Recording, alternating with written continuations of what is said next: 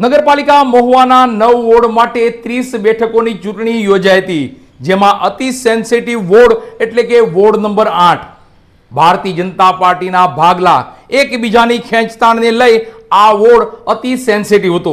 ત્યારે આ વોર્ડમાં ભાજપનો ગઢ હોય ભારતીય જનતા પાર્ટીએ 4 બેઠક કબજે કરી હતી। જો કે આ વોર્ડ પર અન્ય કોઈ રાજકીય પક્ષોએ પણ જીતનો દાવો કર્યો જ ન હતો।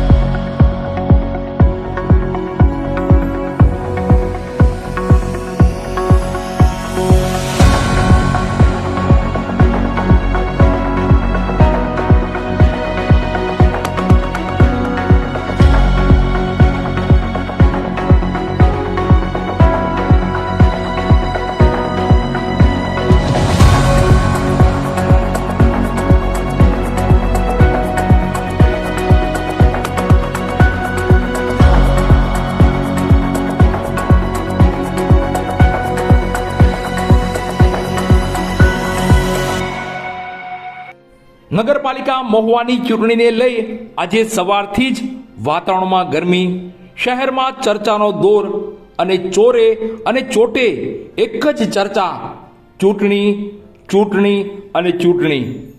ત્યારે આજે નગરપાલિકા મહુવાની ચૂંટણીની મતગણતરી યોજાઈ હતી, જેમાં સૌથી સેન્સિટિવ વોર્ડ એટલે કે વોર્ડ નંબર 8 જેના પર સૌની નજર હતી ત્યાંની વાત કરવાની છે।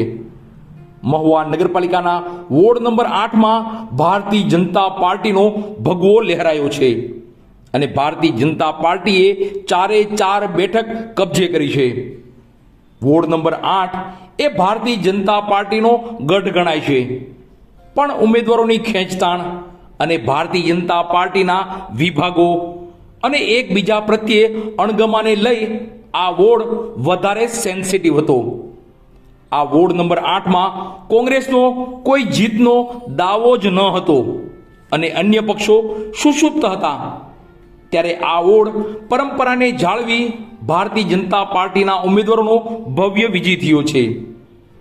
જીતેલા ઉમેદવારોની વાત કરીએ તો નૈનાબેન રાઠોડ, ભરતભાઈ બાંભણિયા, મિત્તલબેન જોશી અને સંજયભાઈ બારોટ એમ 4 ભારતીય જનતા પાર્ટીના ઉમેદવારો વિજેતા જાહેર થયા છે।